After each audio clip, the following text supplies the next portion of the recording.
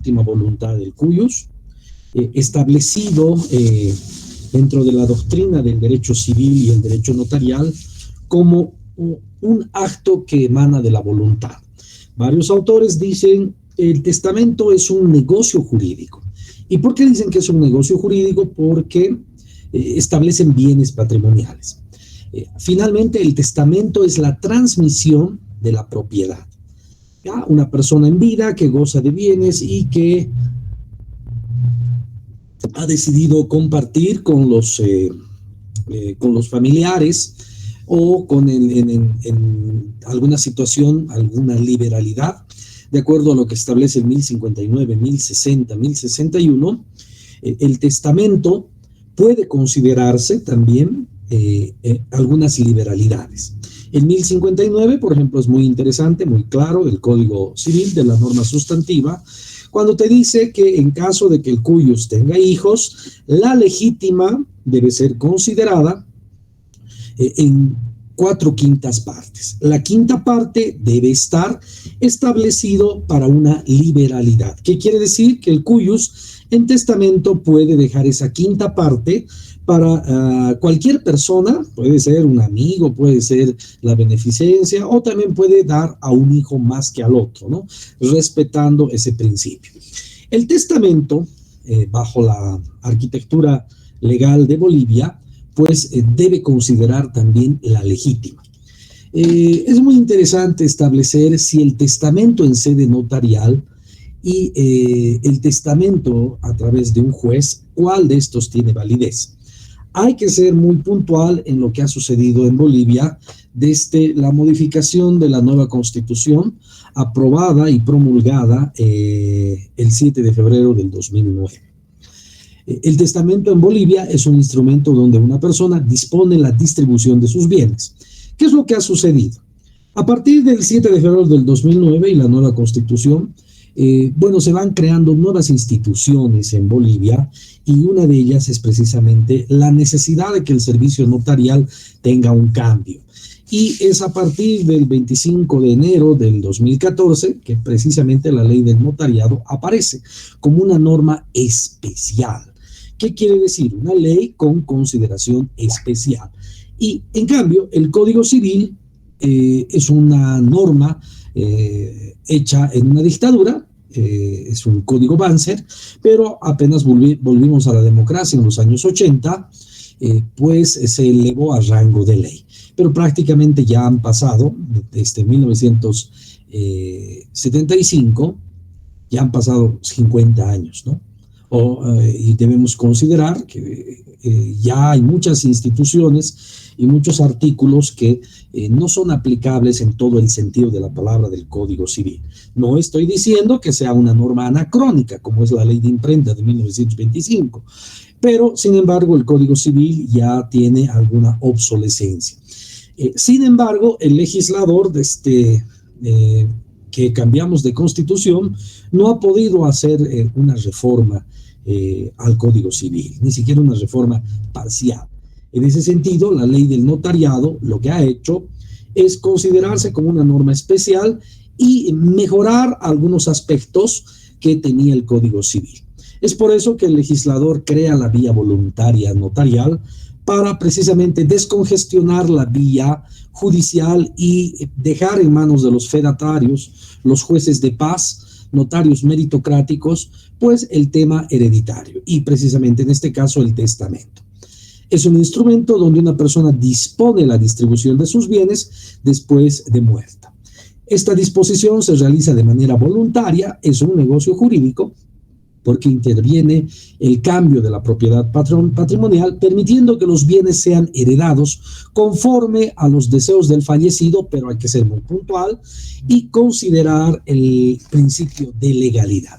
Conforme al deseo, pero esto no puede implicar que sea en contra, por ejemplo, del artículo 2 de la propia ley del notariado, que en el numeral 5 nos habla de la legalidad, porque las actuaciones del notario están sometidas plenamente a la Constitución política del Estado, la ley, y se presumen legítimas salvo expresa declaración en contrario. El notario tiene la obligación de que estos testamentos cumplan con este principio de legalidad y propiamente con lo que está determinado en el Código Civil para la legítima. El testamento debe tener una condición importante, que el testador pueda tener plena capacidad y además que puedan surtir los efectos legales dentro de la legislación boliviana, cumpliendo esa legislación y esas formalidades. Aquí vamos a tener ya un momento interesante en el momento que hablamos de los testamentos solemnes. Se dicen así porque el Código Civil los determina como solemne cerrado. Debe ser llevado el testamento a la notaría en un sobre cerrado. A momento de realizar el acta deberán ser mencionados los datos y firmas del testador. El mismo artículo 2 habla de que el notario tiene como sus principios, entre ellos la neutralidad. El asesoramiento y la actividad notarial tiene como finalidad mantener la igualdad de los interesados, por lo que su intervención es neutral, evitando todo género de discriminación. Pero también dice el numeral 6, la rogación, la actuación del notario se activa siempre a partir de la solicitud de los interesados. Inmediación es el contacto directo y volvemos a hablar del tema de legalidad. Un testamento solemne, un testamento cerrado, debe tener de igual forma un control de legalidad, porque este testamento podría vulnerar algunos derechos que emanan de la norma civil. Entre ellos, vuelvo a recalcar, el 1059, el 1060, 1061, que te habla de la legítima, aquella herencia que le corresponde a los hijos, al cónyuge, a los ascendientes, incluso también le corresponde al concubino o a la concubina. El 1064 te habla de que la concubina o el concubino, si así lo demuestra, tiene un tratamiento en base al 1059. ¿Qué quiere decir? Que un concubino o una concubina pues va a tener una masa hereditaria como si fuera un hijo. Un testamento cerrado pues carecería del control de legalidad y esta es una obligación del notario. Hoy en día los notarios, absolutamente todos, tienen la condición de ser abogados. Con la anterior ley, con la ley de 1858, pues había muchos notarios hasta el 2018, especialmente en algunos lugares alejados del Beni, también supe de Pando, que habían personas que no eran notarios, ¿no? Incluso supe de un caso de un notario que era muy senil y que en realidad todas las actividades notariales las hacían los nietos. Esto ha cambiado. Hoy en día, el notario, aparte de cumplir sus principios, tiene deberes. Y entre los deberes está el asesoramiento, el cumplimiento de la legalidad. Y es por eso que todos los notarios, en el momento de hacer un testamento, por más que diga testamento cerrado, el notario tiene la obligación, tiene el deber de ver este principio de legalidad y que no vulnere normas jurídicas y conculque derechos al momento de hacer un testamento. ¿Qué es lo que sucede? Vamos a poner una hipótesis, un testamento cerrado que no ha sido revisado por el notario. El fedatario, bueno, amparándose en la norma, dice, bueno, este es un testamento cerrado, yo no tengo derecho a observarlo, ni siquiera a revisarlo. Y resulta ser de que el momento de la apertura de este testamento, algunos de los herederos, y bajo el principio de legalidad, y la revisión que podría darse, ven que este testamento está afectando derechos del cónyuge, afectando derechos del hijo, y de acuerdo al artículo 82 de la propia ley del notariado, este acto, negocio jurídico, podría ser sometido lamentablemente a un control judicial. Y de acuerdo al 82, claramente la norma sustantiva notarial nos dice nulidad de documentos notariales. La nulidad de los documentos notariales solo puede declararse mediante sentencia ejecutoriada emanada por autoridad jurisdiccional competente. Entonces, la validez de un testamento cerrado, solemne, no implica que el notario no tenga que revisar. Pero bueno, aquí viene la pregunta. Pero si es un testamento cerrado, ni siquiera el notario debería enterarse. No es así, porque de acuerdo a la inspiración del legislador, el único que hoy moldea la voluntad de las partes y ve el principio de legalidad, pues es el notario. Es esta persona que tiene una delegación de la fe pública del Estado, en aplicación al mismo artículo 11 de la Ley del Notariado, artículo 16 del 2189, que muy claramente establece que el notario tiene una delegación, la fe pública. Por lo tanto, aún en un testamento solemne cerrado, pues es el fedatario el que debe revisar y hacer un control de legalidad sobre este testamento. ¿Ya? Y bueno, me imagino que este es el procedimiento y volverlo a cerrar para considerar, incluso asesorar al testador y decirle, se podrían conculcar ciertos derechos o se están conculcando ciertos derechos al hacer un testamento cerrado, pero con estas condiciones. Se abre el testamento, si realmente el notario ha cumplido su trabajo, pues esta escritura pública o este testamento no va a tener ningún óbice, porque finalmente ha habido un control de legalidad. Caso contrario, si por ejemplo el testamento por estar cerrado, por estar lacrado, después hay un control judicial o hay una duda razonable de la legalidad de este documento, pues el notario podría tener una falta incluso grave, ¿no? O gravísima, al decir actos y negocios ineficaces. Este testamento no ha cumplido con la voluntad plena del testador porque ha ido afectando y conculcando derechos de los sucesores. Y por lo tanto el notario podría incurrir en faltas. Y hoy en día los notarios, cuando tienen una falta grave, solamente una grave, imagínense, pues en el momento de la evaluación, que es cada 2 años, los notarios no alcanzan el porcentaje porque el tener una falta grave ejecutoriada les resta 30 puntos en su evaluación y muy difícilmente llegan a una evaluación satisfactoria. Entonces, bajo el control de legalidad y que el notario es el único que puede dar forma y modelar la voluntad de las partes sometidas al principio de legalidad, es que en estos testamentos, por más cerrados que sean, el notario debe asesorar y debe revisar el cumplimiento de la norma y evitar conculcar derechos en estos actos notariales. Muy bien. El testamento solemne y abierto, el testador podrá llevar ante un notario de manera escrita o declarando a viva voz ante el notario y 2 testigos que sean mayores de 18 años.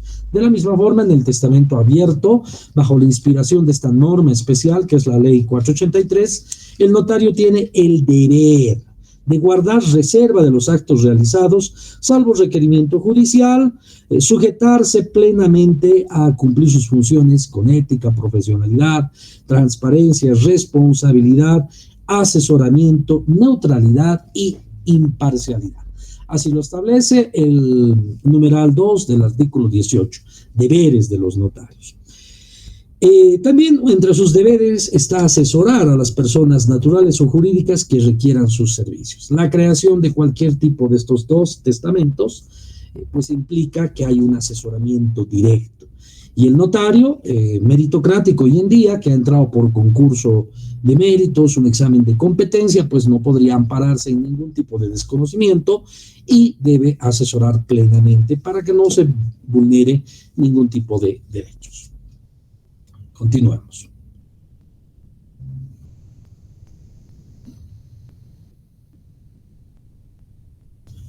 Estos tipos de testamentos en Bolivia, por ejemplo, ya hemos hablado del testamento cerrado, testamentos abiertos, también existen otro tipo de testamentos especiales que están plenamente declarados en el artículo 1134 y 1142, que hablan de testamentos, por ejemplo, de campesinos en sectores rurales donde el campesino podrá hacer un testamento en la presencia de 5 testigos. Pero también en el 1134 nos habla de que este testamento será de acuerdo a sus costumbres.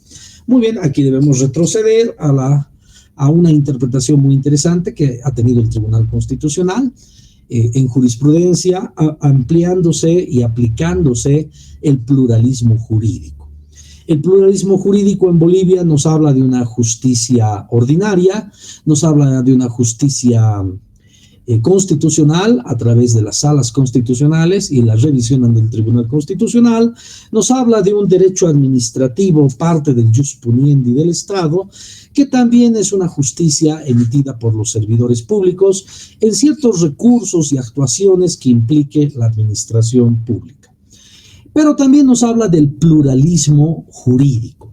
Ese pluralismo jurídico implica los usos y las costumbres de los pueblos originarios, los pueblos ancestrales que tienen ciertas costumbres. Entre los testamentos especiales, ahí tenemos el 1134, nos habla precisamente de ese testamento del campesino, pero con condición especial y que se debe tomar en cuenta además sus costumbres.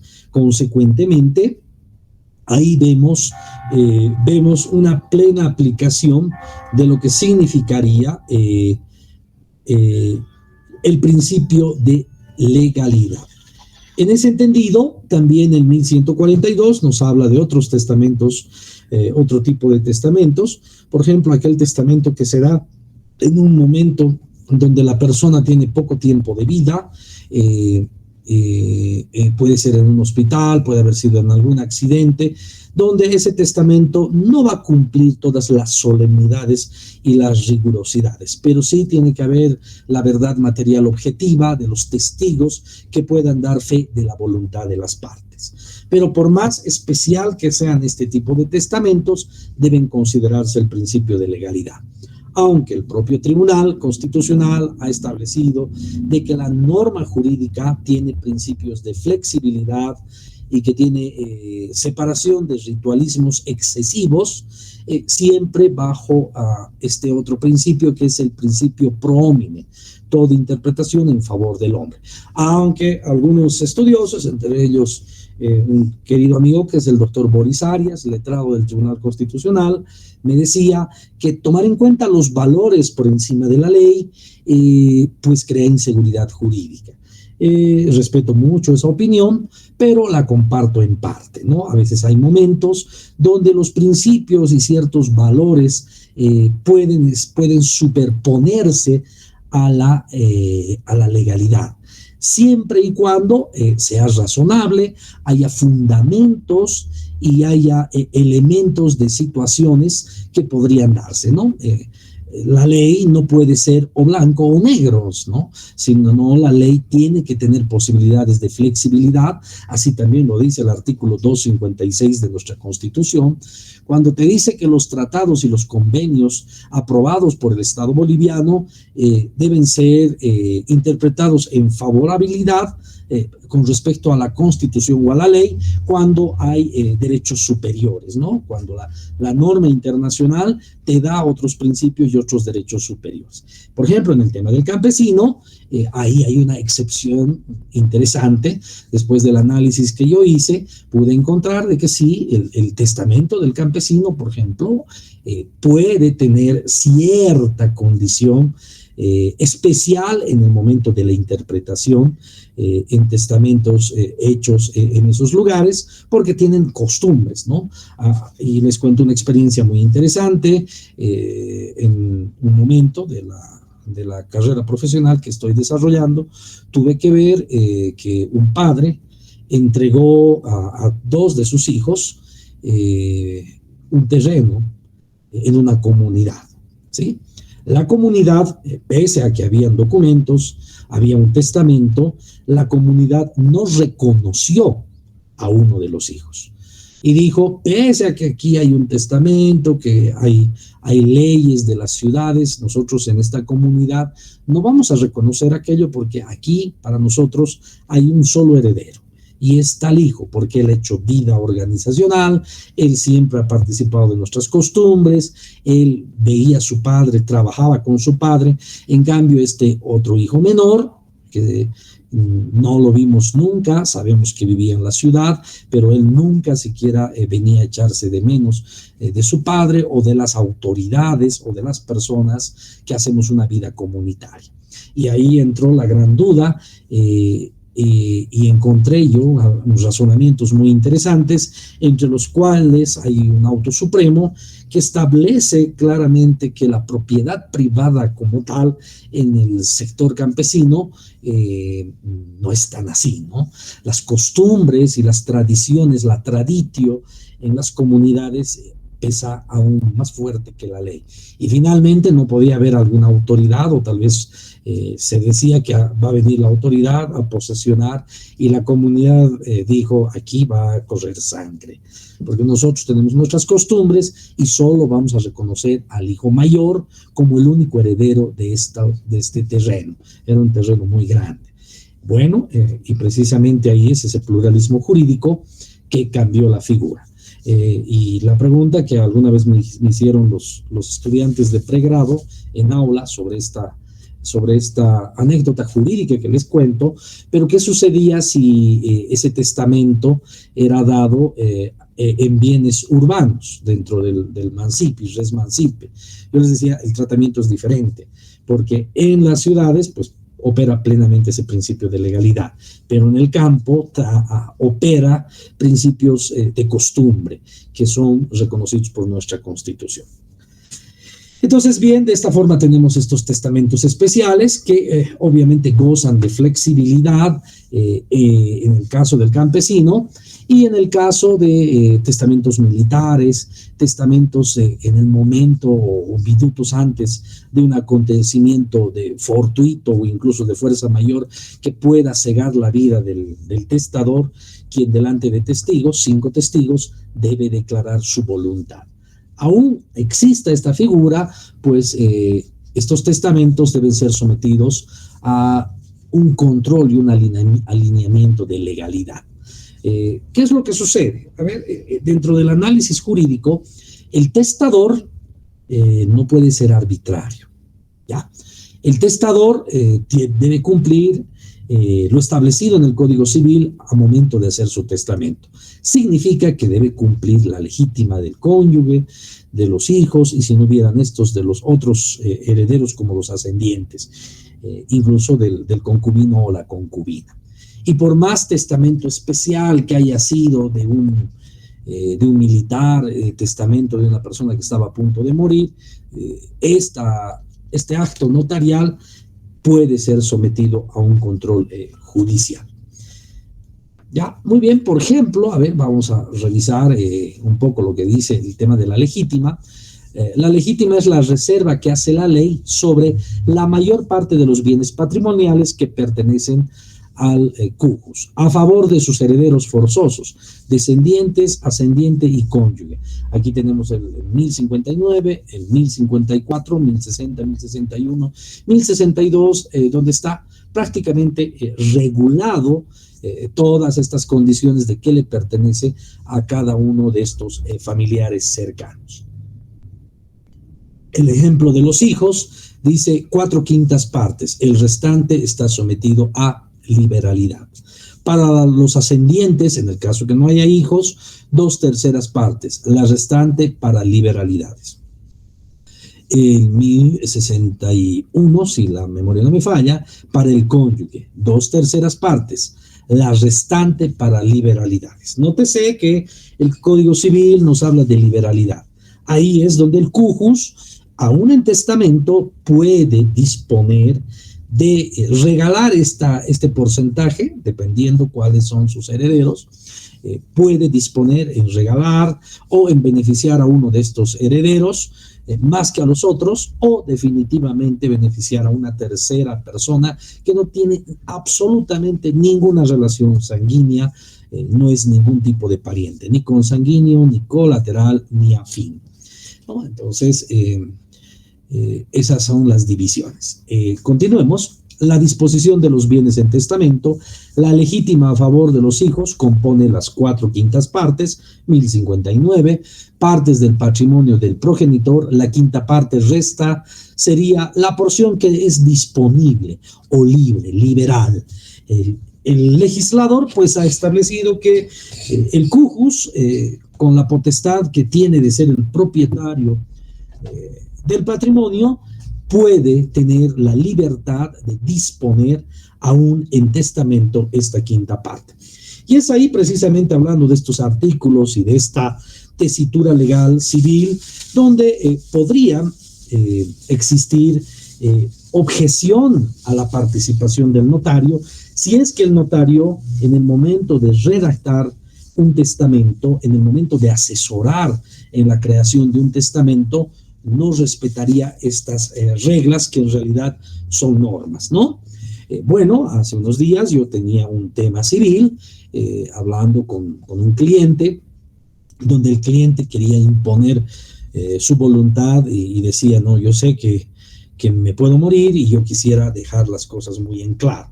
Pero él, por ejemplo, decía, no, lo que pasa es que uno de mis hijos no ha hecho una vida muy cercana conmigo y yo no quisiera beneficiarle a mi hijo. Pero yo le decía, la ley es muy clara. Y bueno, un poco la intransigencia de la persona, finalmente tuve que hablar de la ley o de la sentencia constitucional 1042 del 2019, si la memoria no me falla, donde dice, quien gobierna el Estado boliviano no son los hombres, quien gobierna son las leyes, ¿no? Un gobierno de leyes y no de hombres, ese es un Estado constitucional de derecho.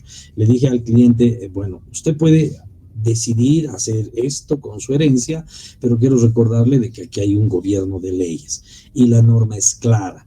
Por más de que usted quiera beneficiar a algunos hijos más que a otros, pues estos hijos que van a verse afectados por su decisión hoy en vida, podrían impugnar su testamento y podrían irse a un proceso muy largo que puede durar muchos años y lo que haría que sus hijos tengan diferencias entre ellos e incluso se quiten la palabra o a veces pueden llegar a mayores, ¿no? O esa frase muy interesante que dice, conoces a tu cónyuge el día del divorcio y conoces a tus familiares el día de repartir la herencia. Entonces yo con esa argumentación jurídica le dije, hay que tener mucho cuidado con la ley porque finalmente es la que gobierna y cualquier abogado va a entender y va a comprender de que pese a que usted ha hecho un testamento y es su última voluntad y son sus bienes, pero si usted no respeta este artículo, el 1059 para ser exacto, usted va a generar un proceso judicial para sus familiares y usted no va a estar para dirimir acá. Entendió y estableció de que sí, hay que hacer un testamento que no sea objetado, por lo menos por el tema del principio de legalidad. La legítima en favor de los ascendientes o del cónyuge son las 2/3 partes del patrimonio. La tercera parte es pues esa disposición libre, una liberalidad. Otorgamiento del testamento, la ley del notariado en su artículo 60 y artículo 73 en el decreto supremo 2189. Bueno, antes de ingresar propiamente a la exposición de la ley sustantiva y la norma adjetiva notarial, debo establecer y debo aclarar de que la ley del notariado es una norma especial y de alguna forma se superpone al Código Civil, toda vez de que la ley especial está por encima de la ley ordinaria. Aunque muchos de los colegas deben decir, pero el bloque de constitucionalidad que está determinado en el 410 de la Constitución dice la Constitución, las leyes, leyes municipales, departamentales, decretos supremos y no habla de la norma especial.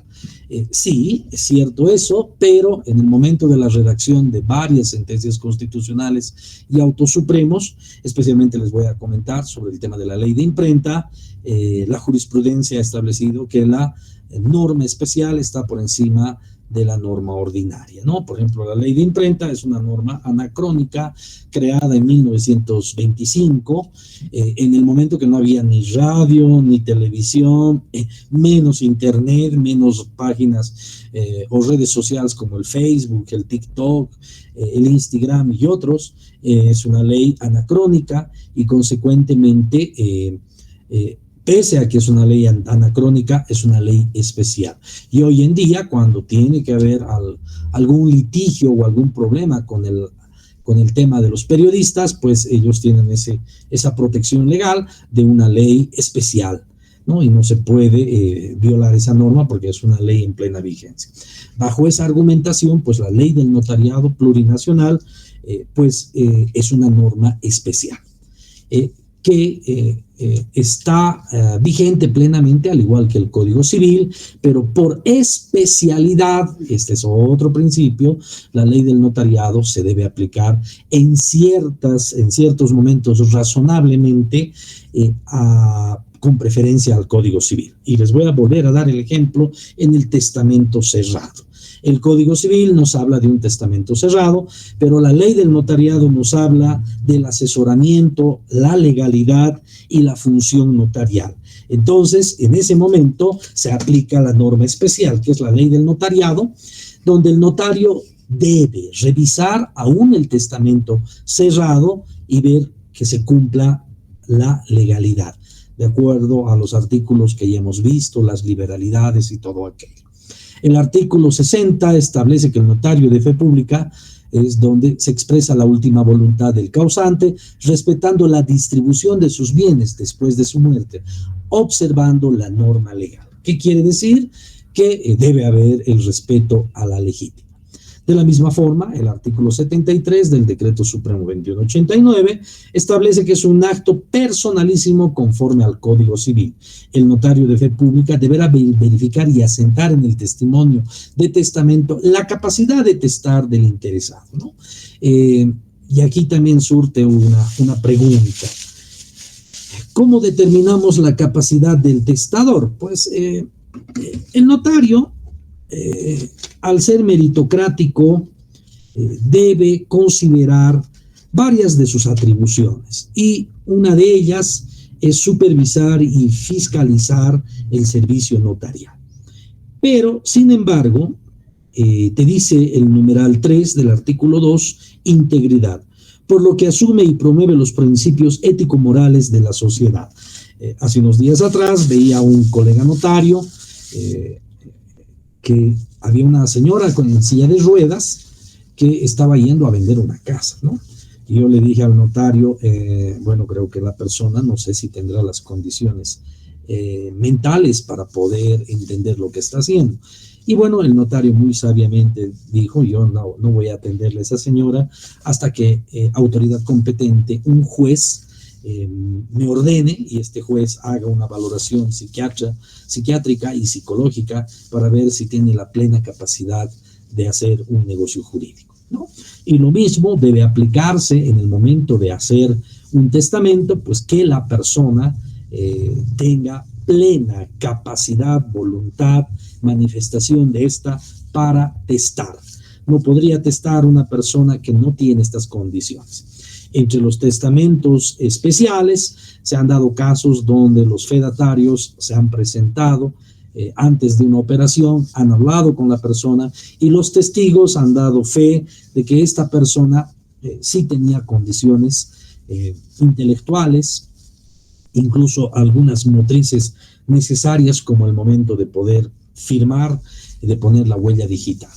Entonces, ahí es donde el notario debe ver esa capacidad plena de testar. Bien, nulidad del testamento en Bolivia, como vemos, esta posible nulidad. Bueno, al ser un servicio notarial y al ser un documento notarial, pues vamos a volvernos a referir a ese artículo 82. ¿No? Se presume que todos los actos de los notarios son legales, salvo prueba en contrario, pero también puede haber nulidad de documentos notariales por autoridad jurisdiccional competente. La nulidad de un testamento implica que el testamento no tendrá efecto legal debido al incumplimiento de requisitos específicos de forma o fondo que están establecidos en la ley para su validez, ¿no? Pero aquí también debo referirme a la jurisprudencia, ¿no?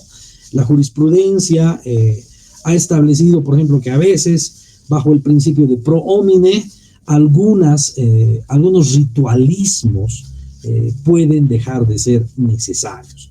Pero aquí viene una pregunta que es debate siempre en el tema académico, en el tema legal. ¿Será que las autoridades jurisdiccionales pueden apartarse de la ley, incluso de la jurisprudencia, sí pueden, siempre y cuando haya un fundamento, una argumentación jurídica que reconozca la razonabilidad, que reconozca ese pro homine. El Tribunal Constitucional es muy interesante cuando dice, por ejemplo, la valoración de la prueba, ¿no? La prueba tiene que ser valorada de tal forma que sea objetiva. Y si se encuentra de que la prueba no ha sido valorada racionalmente y arbitrariamente, pues aún en sede constitucional, quiero decir, en un amparo, pues es excepcionalmente las salas constitucionales pueden aplicar legalidad ordinaria y pueden observar o incluso pueden darle valor a la prueba, anulando y declarando que esa sentencia o ese acto de una autoridad de Estado pueda ser inviable, ¿no? Entonces, en el momento del servicio notarial, pues se debe considerar también ¿no? De que se pueden hacer ciertos actos, pero deben tener un fundamento muy cierto, muy claro, una verdad material y un objetivismo. Aunque los notarios no son jueces jurisdiccionales, ellos solamente deben aplicar la norma, no implica que haya situaciones razonables, ¿no? Y, a ver, yo les comento una experiencia de un notario de una provincia donde le iniciaron un proceso disciplinario porque este notario una vez al mes cumplía una función comunitaria.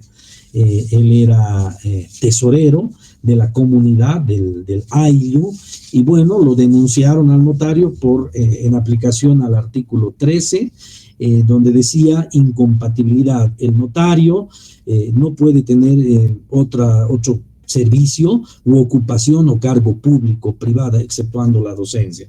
Bueno, ahí para defender a este colega notario se habló del deslinde jurisdiccional, de los derechos de los pueblos, mucha jurisprudencia al respecto, y finalmente entendieron de que su ocupación no era privada y era una ocupación más bien altruista y una ocupación que no afectaba el servicio notarial, ¿no? Ahí más bien se tuvo que argumentar bajo ese sentido. Entonces, para evitar la nulidad del testamento, excepcionalmente podrían darse algunas particularidades, pero el fedatario debe considerar que estas particularidades no podrían afectar o no deben afectar la legalidad de la voluntad del cuius. Entonces, el testamento debe cumplir no más las solemnidades, exceptuando y aquel que rompe la regla un poco es el testamento campesino. Continuemos, ¿ya? Esta nulidad del testamento significa que si un testamento es declarado nulo, se considera que no produce ningún efecto jurídico, según el artículo 1207 del Código Civil. Un testamento puede ser declarado nulo en dos casos: cuando se otorga sin cumplir las formalidades claramente establecidas en la norma sustantiva civil, como por ejemplo, esto podría ocurrir si un testamento cerrado no involucra a un notario, o si el número de testigos es inferior al requerido por ley, o si estos testigos no gozan de capacidad, o que estos testigos tengan directo interés en el testamento. Cuando el testamento, la segunda causal, cuando el testamento se celebra sin respetar los requisitos de fondo exigidos por el testador, el heredero designado o el propio testamento tenga algún vicio, como por ejemplo, situaciones más graves que podrían llevar a la nulidad. Incluyen casos en los que el testamento afecta a la legítima de un heredero, o si el otorgado es menor de 16 años, sufre de una interdicción legal o tiene alguna incapacidad mental. Esto también es aplicable al testador y a los testigos que fueron parte de este testamento especial. La norma establece que si la nulidad afecta solo a algunas partes del testamento, las demás partes siguen siendo válidas. En otras palabras, si solo una sección del testamento tiene defecto de nulidad que no afecta al testamento en su conjunto, no se anula el testamento completamente. Las partes no afectadas por la nulidad se mantienen válidas a menos que contradigan la ley. Y es precisamente aquí que la inspiración del legislador le ha dado al notario las facultades de la vía voluntaria en la vía sucesoria para evitar litigios, ¿no? Un buen servicio notarial, que como muchos notarios lo hacen, pues va a evitar procesos judiciales y problemas incluso familiares en el momento de determinar la masa hereditaria en sucesión. Muy bien, la ley 483 del notariado se denomina una ley especial y se aplicará con preferencia a la ley general cuando el supuesto hecho se ajusta más al hecho concreto, pues de otra forma quedaría ineficaz, ya que nunca sería aplicable. Lo que no puede o no se suponerse que el legislador quiso una ley sin efecto. ¿Qué es lo que ha pasado? Un pequeño análisis es que el Código Civil, por la antigüedad que tiene, no está a la par en muchos aspectos a nuestra Constitución, y por lo tanto el legislador, al verse imposibilitado por temas políticos, por temas tal vez de presupuesto, la no modificación del Código Civil para que no haya un alineamiento legal, es que la ley del notariado pues ha tratado de suplir algunos vacíos que pueden existir en el Código Civil. Y bueno, considero que la ley del notariado tiene muchos aciertos, pero ya también está llegando, en unos meses ya va a cumplir 10 años y va a ser necesario hacer algunos ajustes importantes que en estos 10 años del uso de esta norma se han vuelto importantes, ¿no? Hay mucha arbitrariedad al momento de establecer faltas de los notarios porque les generan supuestas faltas cuando no hay tipicidad, por ejemplo, ¿no?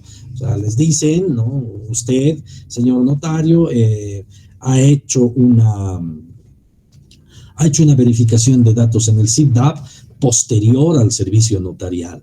Y hay un instructivo que no te dice en qué momento, ¿no? Te dice que lo debes hacer, pero no te dice si lo debes hacer antes, después o cuánto después. Entonces, he visto por ahí una redacción donde la autoridad sumariante decía, cuando un notario les reclamaba y le decía, a ver, un ratito, este instructivo no me dice en qué momento voy a hacer la verificación de datos y finalmente usted está obrando en contra de la tipicidad, en contra de la objetividad. Y le decía, es que se supone, ¿no? La ley no puede suponer nada. Y no nos olvidemos que el derecho penal y el derecho administrativo son parte del jus puniendi, ¿no? Solamente, como ha dicho el Tribunal Constitucional, se diferencia el derecho penal y el derecho administrativo por la autoridad que en un caso da la pena y en otro caso da la sanción, ¿sí? Entonces, es ahí, ¿no?, donde la ley del notariado debería tener ya, por ser una ley especial,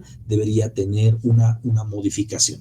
Pero siendo un poco más analítico, dudo que eso pase por lo menos hasta el 2026, porque efectivamente no hay las condiciones políticas. Sabemos que nuestro Congreso, nuestra Asamblea Plurinacional, está partida en varios fragmentos, así que difícilmente se va a poder tener 2/3, por lo menos en estas legislaturas, hasta que tengamos nuevas elecciones. Muy bien, no sé si hay alguna pregunta o algo que aclarar. Esta es la primera parte. Mañana vamos a tener la segunda parte y vamos a entrar objetivamente si hay una validez judicial de la herencia, del testamento en la vía civil, o si hay una validez en la vía notarial. Pero ya hemos adelantado algo de criterio, ¿no? La ley del notariado debería considerarse una norma especial. No sé si hay alguna pregunta.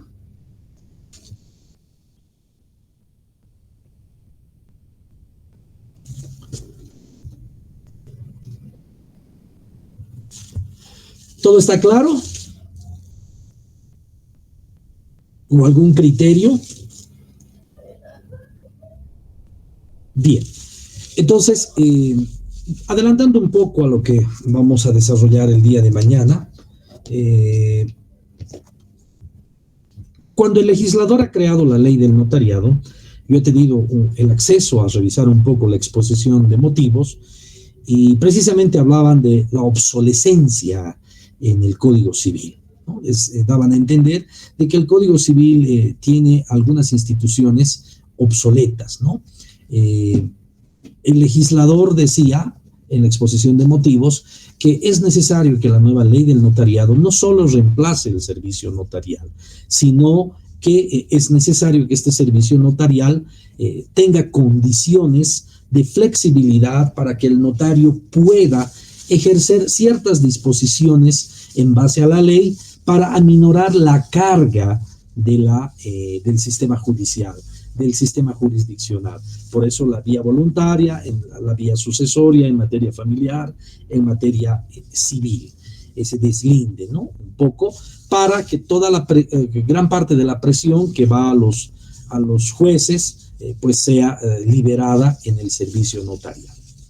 Ese es el mayor elemento, el mayor énfasis que podemos hablar para finalmente decir, y esto quiero que sea muy objetivo, que más bien un testamento, más bien en la vía sucesoria, la actuación de los jueces no tendría plena validez, porque precisamente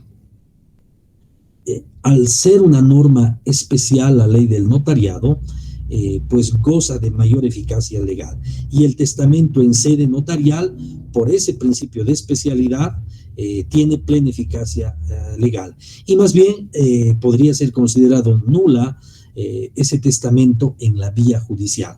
¿Qué quiere decir esto? Que hacer un testamento por un juez, primero, no tiene competencia, y segundo, hay una obsolescencia del Código Civil, y esta obsolescencia en gran medida y en gran parte ha sido activada o recuperada por el servicio notarial. Bueno, no sé si ahora sí, algo más que aclarar.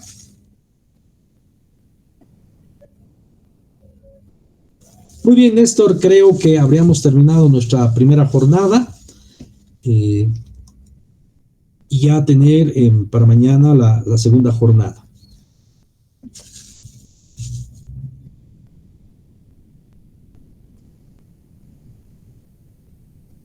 Muy bien, entonces agradecerles a ustedes, colegas, yo creo que la mayoría son colegas, o si hay algún estudiante también, y vamos a retirarnos del escenario, y mañana estaremos presentes igual a las 7:30, aunque es sábado, y bueno, prácticamente muy agradecido, muy buenas noches, y los espero el día de mañana.